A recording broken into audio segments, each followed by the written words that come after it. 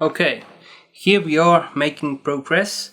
We have just learned the C major scale in D form, D shape, D position, and now we move to the C major arpeggio in this D position.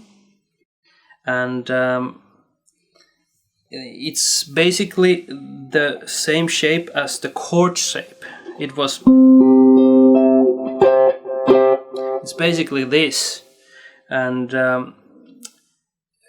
sometimes the chord shape doesn't involve all the notes, all the three notes, so the root, third and fifth of the chord, so we have to add those to the arpeggio.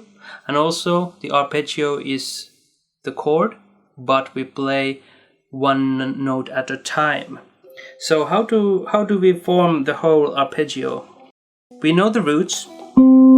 Here's C, and here's another.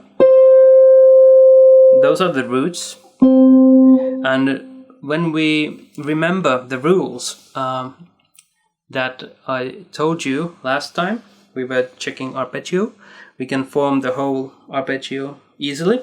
So we have the root here. One rule was that the fifth of the chord is always one string down and the same position, same fret. So there we have the fifth of the arpeggio or the chord. And then the third is the E note, it's here. 12th fret, low E string. So root, fifth, third of the chord or arpeggio. That's the lowest three strings. And when we continue from this root to the higher pitched strings, we have the third over here. It's the rule, as you remember. The major third is over here. Note E. And also the second rule was that the fifth of the chord or arpeggio can be found like this. The shape is this. You remember this shape, and that's the fifth. Note name is G. So we have a root, C, E, G. Root, third, fifth. We would usually play it with our pinky, of course, because we have all the fingers have one fret and it stays there. But now we need to make a position switch, so we don't play this G with our pinky, but instead with the ring finger. It's a little bit of a stretch, but not too difficult. And why? Well, it's because we want to use our pinky to play the root again that is found over here. It's the root. C again here. And now it's the B string. B string, and you might remember that I told you that the B string is tuned differently than the other strings.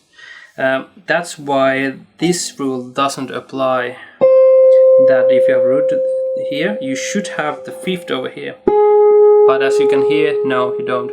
You have it over here. It's because this B string is tuned differently. So okay, but now when we want to find the third from the root, the rule applies here. It's the shape we learned.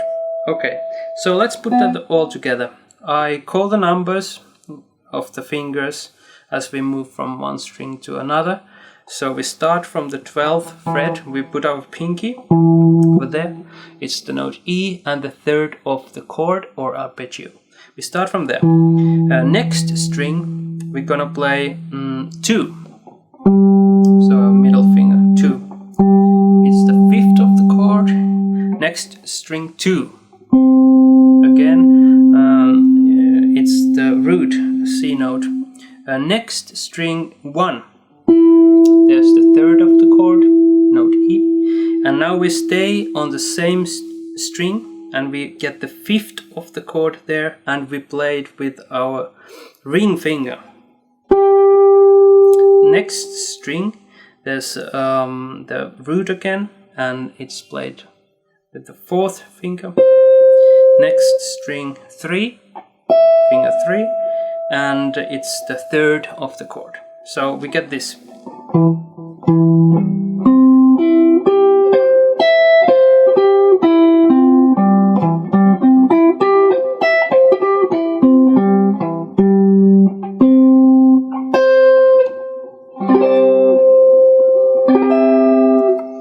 Okay, so that's the C major arpeggio in the D position.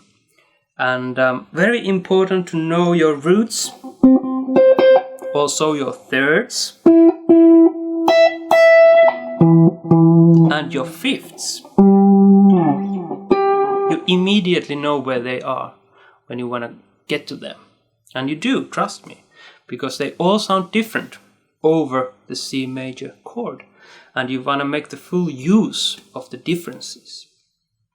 So being aware where they are is the first step of using them appropriately. So arpeggios are great for that, and